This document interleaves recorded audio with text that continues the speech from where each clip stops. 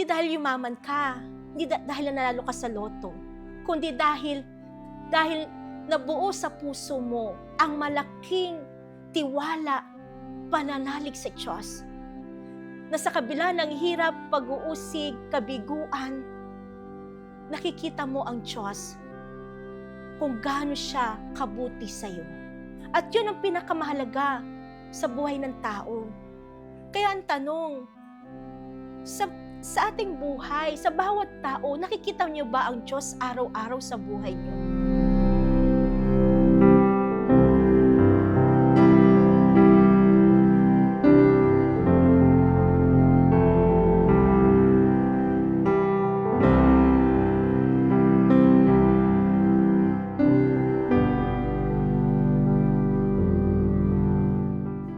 Amen. Mabiyaya, mapagpalang araw sa inyo lahat. Muli tayo po'y magkakasama-sama para pagnilayan ang salita ng Diyos na nagpapagaling, nagbibigay buhay sa ating lahat. Kaya mga kapatid, samahan niyo po ako, tayo po'y manalangin sa ngalan ng Ama, ng Anak, ng Espiritu Santo. Amen. Si Yahweh ay papurihan, purihin mo kaluluwa, ang pangalan niyang banal, purihin mo sa tuwina. Ikaw aking kaluluwa, ang Diyos ay papurihan, at huwag mong lilimutin yaong kanyang kabutihan. Ang lahat kong kasalanan, siya ang nagpapatawad, anumang aking sakit, ginagamot niyang lahat. Sa bingit ng kamatayan, ako ay nililigtas, at pinagpapala ako sa pag-ibig niya't habag. Sa sarili ang dulot niya'y kasiyahan habang buhay. Kaya naman, ang lakas ko ay tulad ng sa agila at sa kabataan. Amen. Sa ngalan ng Ama, ng Anak, ng Espiritu Santo. Amen. Mabiyaya, mapagpalang araw sa inyo lahat. Muli tayo po'y magkakasama-sama, magkakatipon-tipon para pagnilayan ang salita ng Diyos. Ang salita ng Diyos na nagpapagaling, nagbibigay buhay sa ating lahat. Nawa, patuloy niyo pong subaybayan, suportahan ang ating programa na ang salita ng Diyos nagpapagaling, nagbibigay buhay dito sa Emmanuel TV Network, ETBN Philippines. At sa araw na ito, napakaganda po ng ating pagnilayan. Pagnilayan po natin ang sinabi ni Saint Therese of Avila. Ang kanya sinulat na kung saan, let nothing disturb you, let nothing frighten you. All things are passing. God never changes. Patience obtains all things. Whoever has God lacks nothing. God alone suffices. Amen? Ibig sabihin, mga kapatid, napakaganda ng sinulat ni Saint Therese of Avila na kung saan sinasabi niya sa atin na wag nating hayaan na mabalisa tayo sa mga bagay na nakikita natin. Wag tayong mabalisa, wag tayong matakot. Kasi sabi nga sa atin, lumilipas ang lahat ng bagay na kung saan ang Diyos hindi kailanman magbabago. Simula noon hanggang ngayon, ang Diyos ay patuloy na nagmamahal sa atin. Kaya sinabi nga sa atin, nakakamit natin ang lahat sa pamagitan ng pagtsatsaga at pagtitiis. At kung tayo may Panginoong Jesucristo, may Diyos, yun ay sapat na. Mga kapatid, sa buhay natin, marami gumugulo sa isipan natin na kung saan dumarating sa atin minsan yung mga rejection, yung mga bagay na hindi natin nagugustuhan o misfortune. Sabi nga dito, in times of misfortunes, God's goodness obtained shines most clearly, not because our trials disappear, but because His grace give us the strength to endure them. Amen? So, ibig sabihin, sa kabila ng kasawian, sa kabila ng kabiguan, mas nakikita natin ang kabutihan ng Diyos. Na kung saan, sabi nga dito, not because our trials disappear, but because His grace give us the strength to endure them. Ang nagbibigay sa atin ng lakas upang tayo'y bumangon tumindig. Hindi yung mga nakamit natin, kundi sa lakas kapangyarihan ng Diyos, tayo ay nagkakaroon ng panibagong buhay, panibagong sigla, panibagong lakas. Kaya nga, marami sa atin, minsan sa buhay ko, dumating sa buhay ko na siguro alam niyo na lahat. Sa edad kong ito, marami ng pagsubok ang dinanas ko. Naranasan ko na ako ay i-reject, hindi kilalanin, bagamat kilala, pero parang hindi kilala.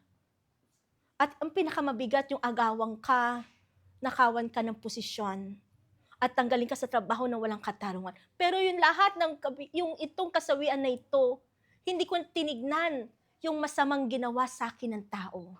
Mas tinignan ko yung kabutihan ng Diyos. At dito ko nakita, I'm so very blessed. Kasi bakit? Dahil taglay-taglay ko yung liwanag ng Diyos. Anong liwanag ito?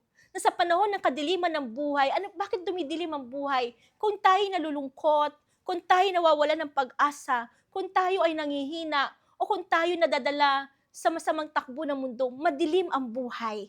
Pero kung titingnan natin ang tanglaw ng Diyos, kung tayo ay kakapit kay Jesucristo, kung tayo lalapit kay Jesus, magliliwanag ang buhay natin. Na sa kabila ng bagyo unos ng buhay, makikita mo ang bagong sikat ng araw. Hindi dahil yumaman ka, hindi dahil nanalo ka sa loto, kundi dahil nabuo sa puso mo ang malaking tiwala, pananalig sa Diyos. Na sa kabila ng hirap, pag-uusig, kabiguan, nakikita mo ang Diyos kung gaano siya kabuti sa'yo. At yun ang pinakamahalaga sa buhay ng tao. Kaya ang tanong, sa ating buhay, sa bawat tao, nakikita niyo ba ang Diyos araw-araw sa buhay niyo? Sa ating buhay, maraming tao parang nagsasabi, parang walang Diyos kasi ang hirap ng buhay. Pero sa totoo lang, yung paghihirap, pagtitiis, kadustaan, alalahanin natin, yan ay kaakibat ng buhay. Tingnan natin ang Panginoong Jesucristo, na bagamat siya ay napakayaman, pero namuhay siya sa kadustaan para mapagyaman niya ang tao sa pamagitan ng karukhaan. So, ibig sabihin, ang tunay na kayamanan ay nasa pag-aalay ng buhay para sa Diyos at para sa kabutihan ng iyong kapwa. Kaya nga uulitin ko ang tanong. Sa buhay ng tao, sana nakikita natin ang Diyos sa bawat oras ng buhay natin. Sana nakikita natin ang Diyos hindi lang kung kailan tayo ay nagtagumpay sa buhay, maging sa kabiguan ng buhay, sana nakikita rin natin ang Diyos. Sana sa panahon ng kabiguan, o ikaw ay hindi pinapansin o kinikilala o walang nakikinig sa'yo, sana nakikita mo na merong tapat na nakikinig sa'yo. Merong tunay nagmamahal sa atin. Merong Diyos na nag-alay ng buhay para sa'yo, para sa akin, para sa ating lahat. Upang tayo ay makapiling niya sa kanyang kaharian sa langit. Upang tayo ay maligtas sa kapahamakan, sa masama, lalo na sa kamatayan at sa impyerno. Naghahanap buhay pero hindi hinahanap ang nagbibigay ng buhay. Mahalaga rin naman magtrabaho, pero higit na mahalaga na hanapin natin ang nagbibigay sa atin ng buhay, ng lakas at pag-asa. At yun ang Panginoong Jesucristo. Kaya napakalaga sa buhay ng tao yung makikita natin ng Diyos sa buhay natin. In times of sufferings, in times of pain, o in times of failure, misfortunes, makikita mo ang Diyos. Laging nandyan sa tabi mo para ikaw ay iligtas, ibangon, at saklolohan sa ating mga paghihirap. Kaya nga uulitin ko, Always look up to God. Ito yung sinabi ko nakaraang programa. Para maging masaya ang buhay. Always look up to God. Huwag kang matatakot. Huwag kang mangangamba. Kasi sinabi sa atin ng Diyos sa atin. Ano pa ang masasabi natin tungkol dito? Kung ang Diyos ay panig sa atin, hindi niya ipagkakait ang sarili niyang anak, kundi ibinigay para sa ating lahat. Kung naipagkaloob niya sa atin ang kanyang anak, hindi ba niya ipagkakaloob sa atin ang lahat ng bagay kasama ng kanyang anak? Ang salita ng Diyos, salamat sa Diyos. Ibig sabihin mga kapatid, kung ang Diyos ay panig sa atin, sino ang laban sa atin? Sino ang makakapanakit sa iyo? Dahil kapag tayo ay nasa panig ng Diyos, nasa panig ng kabutihan, nasa panig ng katarungan, ng katotohanan, walang sino mang makakapanakit sa iyo. Kung ipinagkaloob niya sa atin ang kanyang anak, hindi ba niya ipagkakalob sa atin ang lahat ng bagay kasama ng kanyang anak? Ang salita ng Diyos. Ibig sabihin, anong dahilan? Bakit meron kang takot, pangamba? Samantalang lahat kayang ibigay ng Diyos. Sabi nga sa atin, sabi niya, sino maghaharap ng sakdal laban sa mga nahinirang ng Diyos? Gayo ang Diyos pa nga ang nagpawalang sala sa kanila. Sino ang hahatol ng kaparusahan? Si Kristo bang nasa kanan ng Diyos? Siya pa nga ang namatay at muling binuhay at ngayon namamagitan para sa atin. Sino makapaghihiwalay sa atin sa pagmamahal ni Kristo? Ang paghihirap ba? Ang kapigatian? Ang pag-uusig? Ang gutom? Ang kahubaran? Ang panganib? O ang tabak?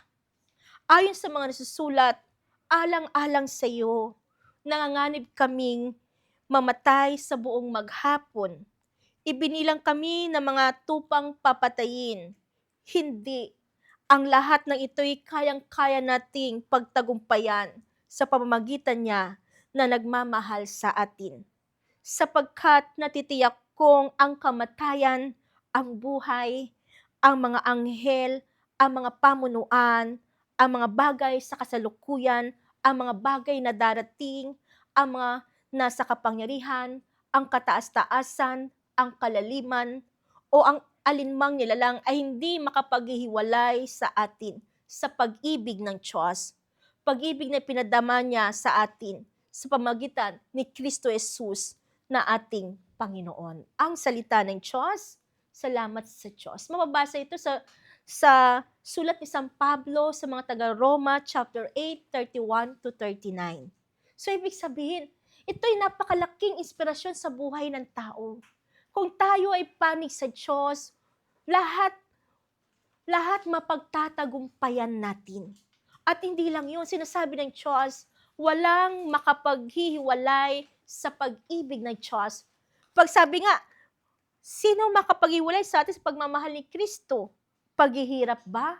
Ibig sabihin, kahit nasa paghihirap ka, kadustaan, kayang-kaya kang hanguin ng Diyos sa kadustaan. Kayang-kaya kanyang pasaganain ng kanyang biyaya at ng grasya. Kaya nga sabi ko nga sa ating kanina, di ba? Sabi ni Saint Teresa of Avila, let nothing disturb you. Let nothing frighten you.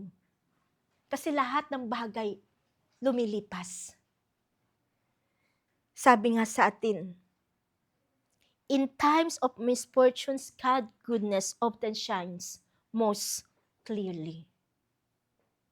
So, ibig sabihin, hindi kaya ng pagsubok o anumang paghihirap para ikaw ay panghinaan ng loob, para ikaw ay manghina. Dahil mas makapangyarihan ang pag-ibig ng Diyos sa lahat ng tao. Alalahanin mo, ang Panginoong Jesucristo, inalay niya ang kanyang buhay hanggang sa kamatayan sa krus para iligtas ka sa kamatayan, sa masama, sa kapahamakan. Ibig sabihin, mga kapatid, you are very precious to God. Kaya huwag mong sayangin ang buhay dahil lang sa pride, sa galit, sa kayabangan, sa kataasan, o dahil lang sa kamangmangan kahangalan, dahil hindi ka naniwala sa pag-ibig ng Diyos. Dahil hindi mo nakikita yung pinakamahalaga. Natutupad nga sa kanila ang hula ni Isaiah na nagsasabi, "Makinig man kayo ng makinig, hindi kayo makakaunawa. Tumingin man kayo ng tumingin, hindi kayo makakakita. Sapagkat naging mapurol ang isip ng mga ito. Mahirap makarinig ang kanilang mga tainga at pinipikit nila ang kanilang mga mata. Kundi gayon, disinsanay nakakita ang kanilang mga mata, nakarinig ang kanilang mga tainga, nakaunawa ang kanilang mga isip, at nagbalik loob sa akin, at pinagaling ko sila, sabi ng Panginoon. Mapalad kayo sapagkat nakakita ang iyong mga mata at nakakarinig ang iyong mga tainga. Sinasabi ko sa inyo, maraming propeta at matutuwid na tao ang nagnanasang makakita sa inyong nakikita. Ngunit hindi ito nakita at makarinig sa inyong naririnig. Ngunit hindi ito napakinggan. Ang salita ng Diyos, salamat sa Diyos. Mababasa ito sa San Mateo chapter 13, 10-17. So mga kapatid, kasi kapag ang tao nahihirapan na, kumbaga, nandun na yung hirap, pagtitiis, they always complaining. Nagreklamo na. Pero sa taong may malaking pag-ibig, pananalig sa Diyos, ang taong ito sa kabila ng paghihirap, pagkabiguan, lagi pa rin sila nakataas ang kamay, nagpupuri sa Diyos kasi nakikita nila ang kapangyarihan ng Diyos. Nakikita nila ang Diyos. Ito yung ibig kong sabihin. Sana sa kabila ng ating kasakitan, sa kabila ng ating kabiguan, sa kabila ng ating mga failure, misfortunes, o anuman, kabiguan, sana nakikita natin ang Diyos. Na kung saan hindi ka nag-iisa. Kung titingnan mo lamang kung gaano kabuti ang Diyos, kung gaano kalaki ang pag-ibig ng Diyos sa atin. Walang problema, walang sakit na makapagpapahina sa iyo. Walang problema na makapagpapabaksak sa iyo. Kaya nga sabi ko, nung ako ay tanggalin sa trabaho na walang katarungan, siraan, akusahan sa kasalanan na hindi ko ginawa, nakawin ng posisyon ko. Sabi ko, Lord, okay lang. Hindi ko naman dadala sa langit ang posisyon. Ang mahalaga, makarating ako sa langit. And that is faith. That is the wisdom from God. Na sa kabila ng masamang ginawa sa iyo, mas nakita mo ang mabuti. Yung pinaka-the best part of your life. Ano yung the best part? Na sa kabila ng yung sakit na naramdaman mo, pinapawi ng Diyos yung sakit, yung takot, dahil taglay-taglay mo ang malaking pag-ibig sa Diyos. At dahil dito, walang makapaghihiwalay sa pag-ibig ng Diyos. Diba? Sabi nga niya, paghihirap ba? Kayang-kaya kang pasaganain ng Diyos. Ang Diyos ang pinakamayaman, siya'y may-ari ng langit at lupa. At sabi pa nga ng Diyos sa atin, ano yung ikalawa? Paghihirap ba? Gutom. Kayang-kaya tayong busugin ng Diyos. Kaya nga sinabi ng Panginoong Hesus, hindi lamang sa tinapay nabubuhay ang tao, kundi sa salita ng Diyos. At sinabi rin sa atin ng Diyos, pagkapighatian ba? Nandiyan ang Diyos para aliwin ka. Sa lahat ng nakinig na karaang programa natin, nandiyan ang Espiritu ng Diyos, ang banal na Espiritu Santo, para aliwin ang mga pusong nasa kapighatian o nasa kalungkutan. Kasi, uulitin ko, ang bunga ng Espiritu Santo ay pag-ibig, kagalakan. So kapag tayo napuspos ng Holy Spirit, anumang pagsubok, unos, bagyo ng buhay, meron ka pa rin kagalakan sa puso mo. Punong-puno ka pa rin ng kabaitan, kahinahunan, pagtitiis, katyagaan, kabutihan. Yun ang bunga ng Espiritu Santo. Na kung saan tinuturo, nakikita natin na mas mahalaga ang mapagyaman natin ang ating pananampalataya, pag-ibig sa Diyos na magpapatibay sa ating buhay. Na ang bato ng panlukhan ng ating buhay, hindi ang mga bagay na maglalaho, kundi ang bato ng panlukhan sa buhay ng tao para maging matatag ang pagkatao ay ang Panginoong Jesucristo. Siya ang ating bato ng pundasyon ng ating buhay. Ang Panginoong Jesucristo upang tayo ay maging matatag. Na kahit sabi nga, kahit ako ginigipit, magkabila-kabila, pero hindi ako nagagapi. Bakit di ka nagagapi? Ginigipit ka na kabila. Di ba naranasan ko, ibaksak ka, pero magugulat ka, tinatayo ka, binabango ng Diyos. That's the power of God. Ibig sabihin, anumang misfortunes, hindi nila kayang talunin ang kapangyarihan ng Diyos. At kaya ka lumalakas, kaya ka lumalaban, hindi dahil may pera ka, hindi dahil mayroon kang lupain, hindi dahil may padrino ka, hindi dahil makapangyarihan ka. Kaya ka lumalaban, nagiging matatag dahil sa kalakasan, kapangyarihan ng Puong May Kapal. At yun ay sapat na. Kaya sa buhay natin, kawawa ang tao na hindi nakikita ang Diyos. Kasi, sa totoo lang, kaya tayo nabubuhay dito. Hindi ba niyo nakikita? Bakit nabuo ang ating mata, ilong, kamay sa sinapupunan ng ating ina? Dahil ang Diyos ay Diyos na makapangyarihan. Nagsisimula ka pa lang, alamin ang lahat, pagod ka na. Na ang tanging magagawa ng tao ay magtiwala sa Diyos upang makita mo, God is so very powerful. Kaya nga sabi sa atin, di ba? Babasahin ko lang. Sabi niya sa atin, ang ligayang bigay mo sa akin, higit na di hamak sa galak na angkin.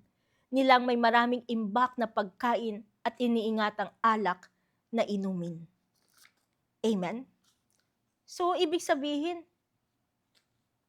kahit marami ka palang imbak na pagkain o alak na iniingatang inumin na alak, naman may mga mamahaling alak o maraming imbak na pagkain o pera, maraming ipon, bilyones, milyones, pero iba ang ligaya na binibigay ng Puong May Kapal. Kaya sinabi sa atin, ang ligayang bigay mo sa akin, Panginoon, higit na di hamak sa galak na angkin nilang may maraming imbak na pagkain at inuming alak na inumin. Ibig sabihin, kapag pala natagpuan mo ang Panginoong Jesucristo, ang Diyos sa buhay mo, ito yung pinakamalaking kayamanan ng tao. Na kung saan yung isang magsabukid na tagpuan niya ang pinakamahalagang perlas, ano ginawa niya? Pinagbili niya ang lahat at tinukay ang perlas na yan. At siya ay sumunod. Ganon din sa ating buhay. Kapag natagpuan natin ang Panginoong Jesucristo, sana matagpuan natin. Nawawala ang tao, naliligaw ang tao, hindi nila makita na ang buhay maganda ang buhay, masaya ang buhay. Ang buhay natin puno ng galak, sigla, kapayapaan. Basta nakikita mo ang Diyos. Kaya kapag ang tao nalalayo sa Diyos, nagsisimula na siyang manghina, nagsisimula na ang tao maghanap ng kung ano-anong bagay. Pero sa kabila ng kanyang paghahanap, sa kabila na she keeps on searching, pain, power, and everything, wala pa rin siyang kaligayahan. Dahil ang tunay na kaligayahan, ang tunay na kapayapaan ay nasa Puong May Kapal, nasa ating Panginoong Hesukristo. Kaya nga sa ating lahat, mapalad ang taong nakilala ang Diyos. Mapalad ang taong nakikita ang Diyos sa bawat araw ng kanyang buhay. Kasi sa buhay natin ngayon, makikita natin marami ng hindrance, marami ng mga hadlang, Marami ng kaabalahan ng tao. Bakit di nila nakikita kung gaano tayo kamahal ng Diyos? Marami ng tao ngayon pasaway. Marami ng tao pilosopo. Marami ng tao parang walang Diyos. Na kung mandaya, parang hindi sila apektado. Na kung sila ay manira, parang wala lang sa kanila. Ang iyong lingkod, ang hangad ko ay maligtas, kaya sa iyo dumudulog. Ika'y aking Panginoon, awi ka ako sa aking Diyos. Kabutiang tinanggap ko ay ikaw ang nagkaloob. Silang bumabaling sa ibang Diyos, suliranin abot-abot. Sa pagsambang gawin nila, ako ay hindi lalahok. Ikaw lamang puon ko, ang lahat sa aking buhay. Ako'y iyong tinutugon sa lahat kong kailangan. Nababatid ko na siya'y kasama ko oras-oras. Sa piling niya kailanman, hindi ako matitinag. Ituturo mo ang landas na buhay ang hahantungan. Sa piling mo'y madarama ang lubos na kagalakan. Ang tulong mo'y nagdudulot ng ligayang walang hanggan. Panginoon, ituro mo na yung landas ay sundin ko sa pagtahak sa totoo. Ang salita ng Diyos, salamat sa Diyos. So maliwanag, sinasabi ng Diyos sa atin, yung mga taong bumabaling sa ibang Diyos, suliranin abot-abot. Kaya nga ang sabi ng Diyos, kailangan ang Diyos lamang, ikaw lamang upuon ang lahat sa aking buhay. Amen? With God, God is enough. Ibig sabihin, sapat-sapat na ang Diyos sa buhay ng tao. Wala ka nang hahanapin pa.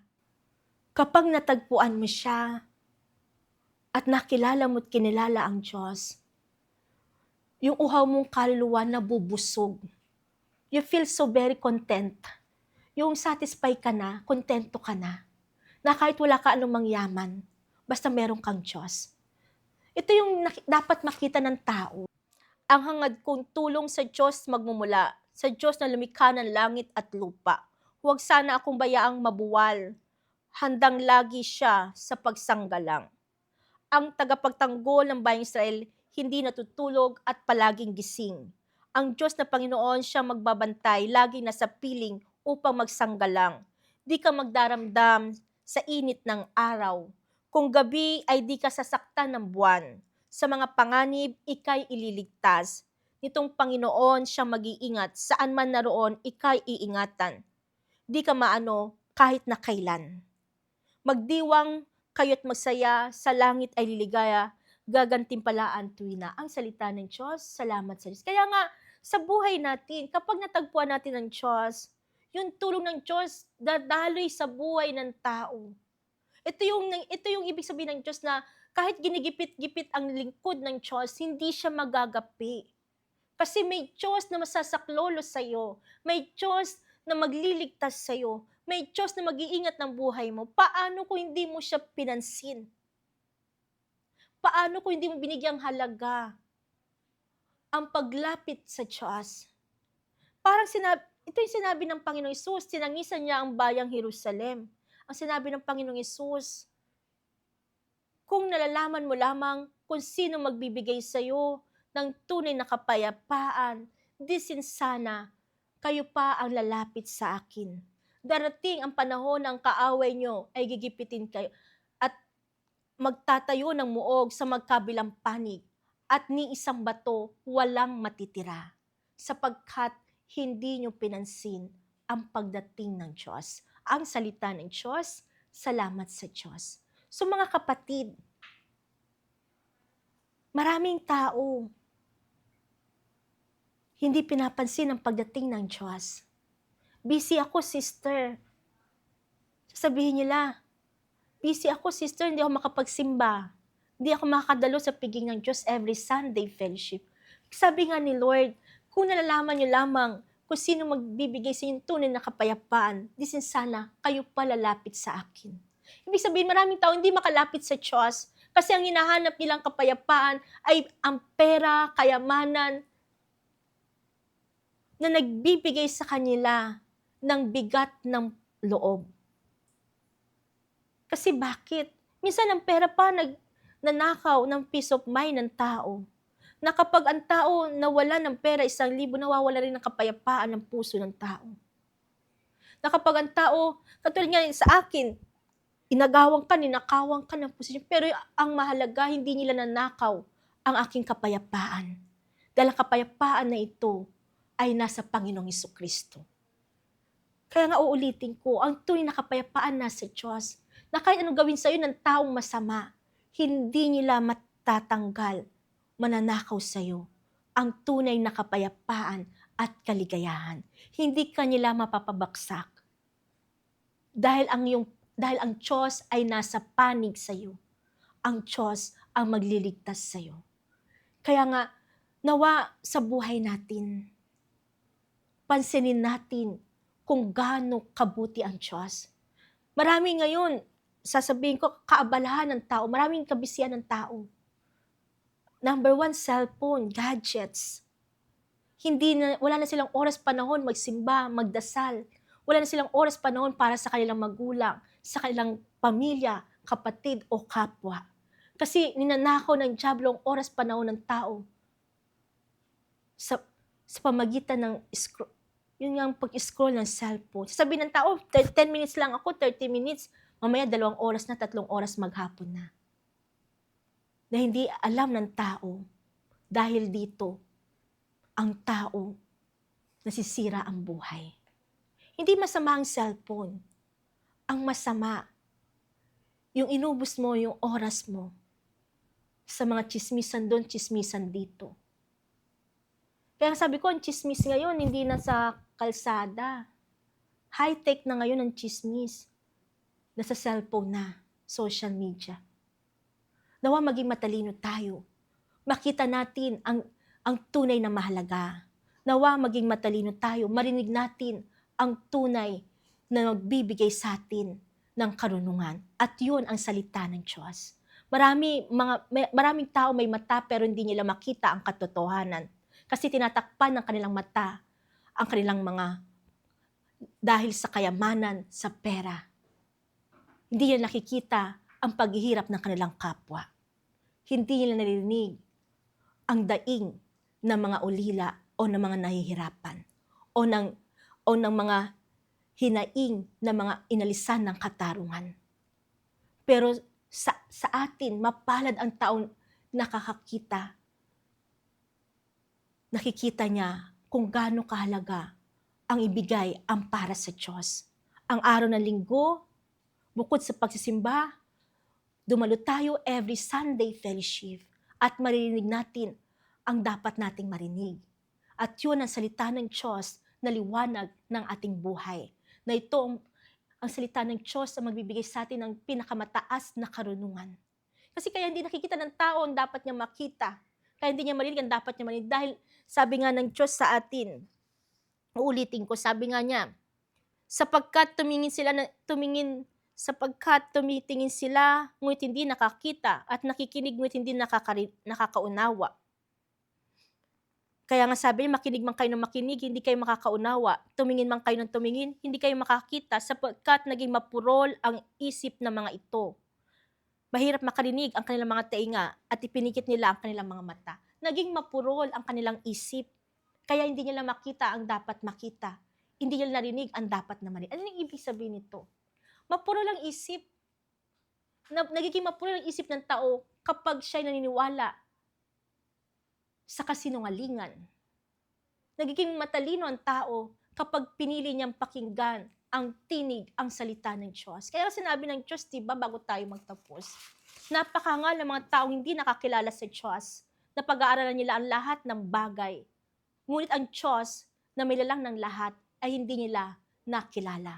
Ngunit wala silang may dadahilan sa kanilang pagkaligaw. Kung napag-aralan nila ang lahat ng bagay, bakit ang Diyos na lumalang, hindi nila nakilala? Ang salita ng Diyos, salamat sa Diyos. Ibig sabihin, mga kapatid, lahat na pag-aralan mo, magaling ka, 1 + 1 = 2. Lahat alam mo. Pero bakit di mo nalaman na may lumalang sa buhay mo, na dapat mong sundin, paglingkuran, at upang nang sa ganon, magawa mo ang pinakamalaga, ang maglingkod at gumawa ng mabuti sa iyong kapwa. Di ba hindi nila marinig, magpatawad ka. Bakit di nila narinig? Kasi naging mapuro lang isip nila. Kasi bakit? Mas sinusunod nila ang gusto nila kaysa sa Diyos. Di ba sinabi ng Diyos, magbigay ka, tumulong ka, magkawang gawa. Hindi nila marinig ang sinasabi ng Diyos. Naging mapuro lang kanilang isip, naging hangal sila at mangmang. Kasi bakit? Di nila matanggap ang sinasabi ng Diyos. Ang sinabi ng Diyos, mawala na sa lapi sa kapatid, kaibigan, huwag lamang amagin o mawala sa taguan. Sapagkat ang paglilimos, ito rin ang pinakamalaking kayamanan na magsisilbing kaligtasan ng tao laban sa masama, laban sa kapamakan. Amen? Pero sa taong nakikita niya, narinig ang kahalagahan ng pagtulong, pagkakawang gawa. Dahil nakikita niya na mas mahalagang sundin ng Diyos, kaya naging matalino siya. At ito'y mapalad. Kasi ang pagsunod sa Diyos, ang paglilingkod sa Diyos, at ang paggawa na mabuti, ito ang sandata panlaban sa masama, panlaban sa kapamakan, lalo na sa kamatayan at sa impyerno. Kaya mapalad ang taong nakikinig ng salita ng Diyos at tumutupad nito.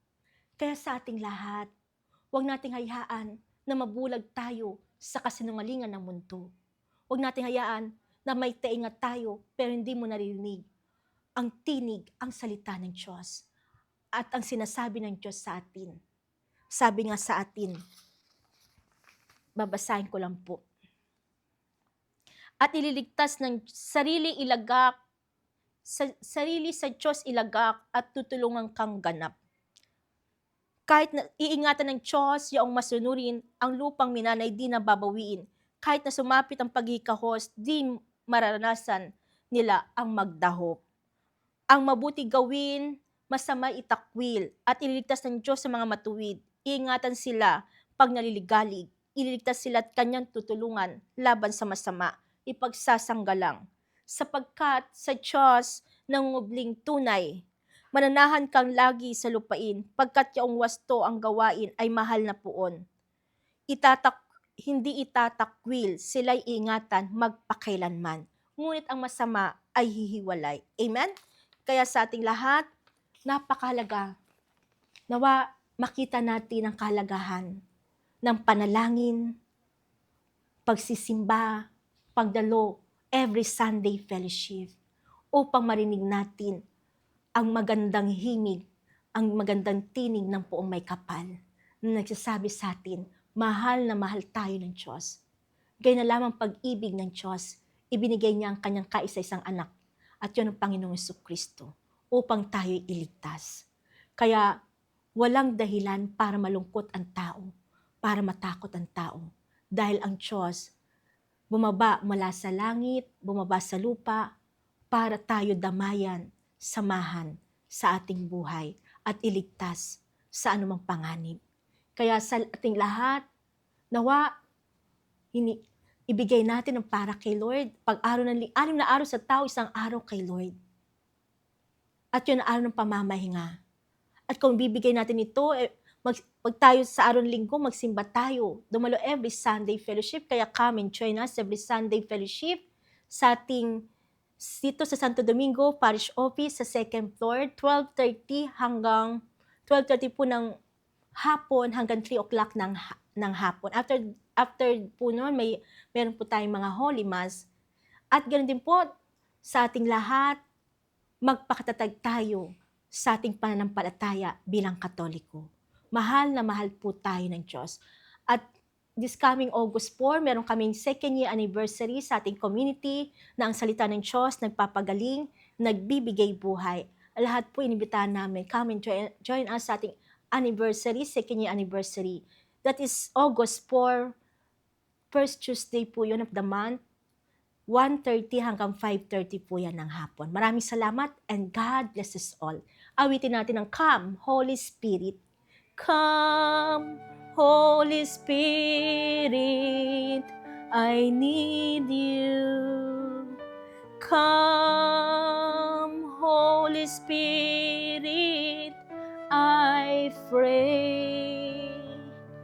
Come with your strength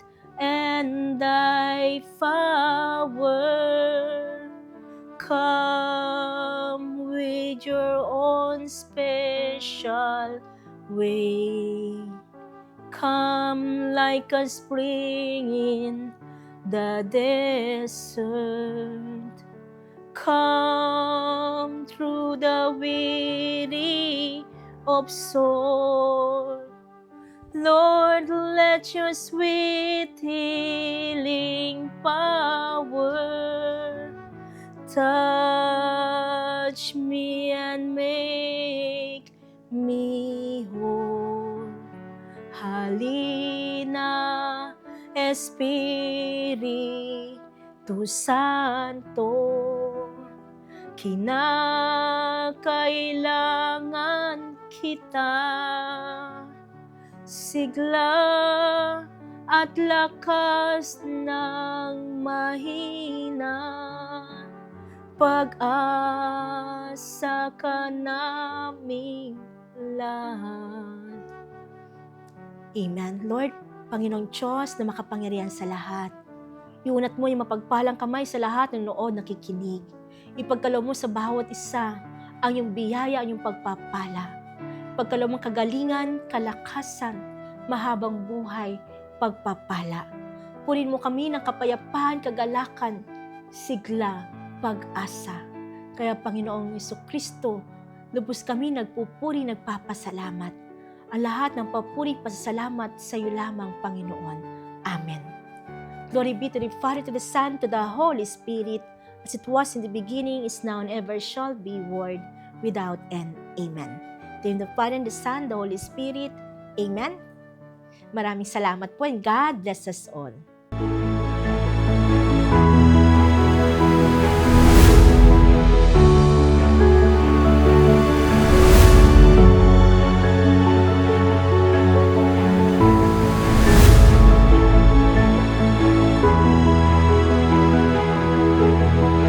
You're watching ETVN Philippines.